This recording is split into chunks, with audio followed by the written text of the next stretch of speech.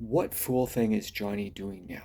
Well, here we go. Lee Hacklin, private investigator, in Who Killed Bjorn Cyborg.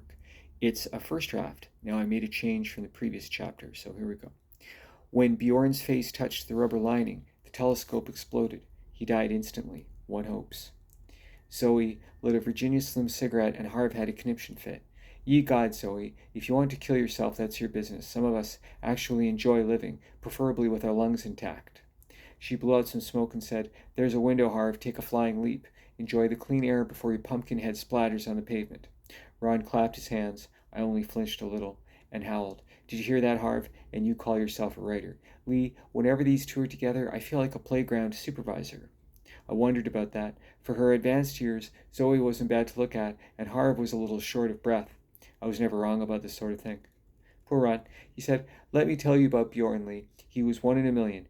Ran away from an abusive family and stowed away aboard a Swedish freighter bound for LA. I cast him in his first movie, Rebels from a Galaxy Far, Far Away. Nobody in Hollywood was suffering from shame. He couldn't speak a lick of English.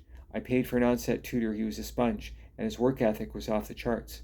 When Harv pitched me a script for Agent Cyborg, screenplay, Harv interjected. Script. I despise that word. Ron patted his knee and said, Screenplay, screenplay. Lee, the only folks touchier than actors are writers. Where was I? Oh yeah, Agent Cyborg was the best thing I've ever read. Who cares about originality? Harv chewed on his lower lip. He didn't like that.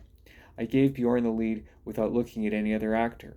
I knew he was the best man for the part, and he was. Now he's dead. He was 30, in the prime of his life. We're starting season 2 with a new guy, Olaf Hansen. He's our new Chris Colt. I thought we should create a new character, but the board of directors disagreed. Audiences hate to see a new face on their favorite character. I said somebody put a bomb in Bjorn's telescope. Who in your crew might have the knowledge to pull something like that off? Harv lost his mind. You've got some nerve to suggest that, Hacklin. Everyone in the crew loved Bjorn. Zoe yanked off his toupee and threw it out my open window.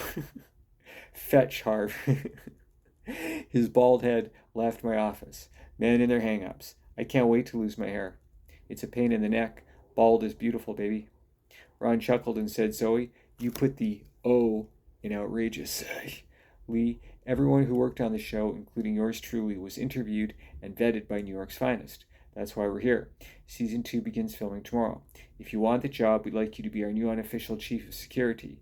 Maybe it was one of the crew, but I doubt it. Still, I can't stand the idea that Bjorn's killer is scot-free. I smiled and said, Me neither. Me neither. I'm in. Ron fished out his wallet and handed me one of my favorite things in the whole wide world. It was a short list, my brownie, my blue buzzards, my male ales, and a nice fat retainer check. This one had a lot of zeros, and happily there was a 1 in front. I was officially debt-free, knowing myself not for long, but a short-lived peaceful mind is better than the alternative. Harv, the literary parasite, returned. His rug was affixed to his head. He handed Zoe a bouquet of red roses. Peace offering. She threw them out my window. F peace. It's boring. Thanks for watching. Don't forget, God loves you. Happy Saturday. Cheers.